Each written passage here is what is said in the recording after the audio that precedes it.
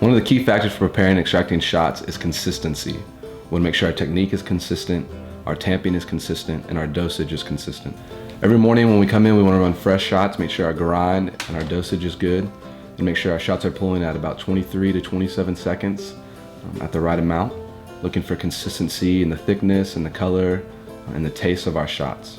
So we're ready to prepare our espresso shots. We want to take our group handle, knock out any grounds if there are any in there. We want to dry wipe it to make sure it's really clean. When we begin to pull our shot, we'll take our group handle, we'll place it on the grinding cradle. We'll hit the double dose button, and so that's signified by 2 cups, and we'll press that and the coffee will begin to unload into the portafilter. One of the beautiful things about electric grinders is that they're really consistent, but we need to learn how to work them properly so that we can utilize them to the best of our ability. After that, we'll just do a light tap on the cradle, get rid of any air pockets in the espresso, and then we'll set down, clean up the espresso, make sure it's all in the portafilter, and then we'll tamp down. We want to be really level with our tamping, applying about 10 pounds of pressure, and really consistent on our tamping as well. After we've tamped, make sure we have a clean surface.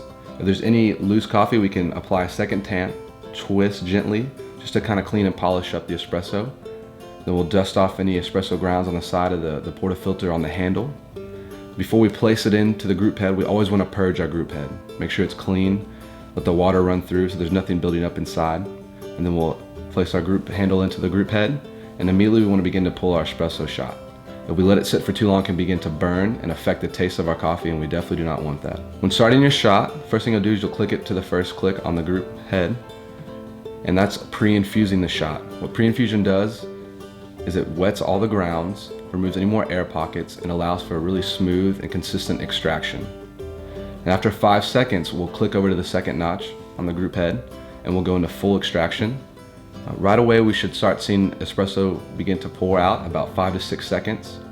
We're looking for a dark consistency, a thick consistency in the espresso, and it's going to begin to grow lighter from a brown to like a thick orange and then to a yellow. When it begins to get yellow, we know that our shot is spent of flavor and we're coming to the end of our shot.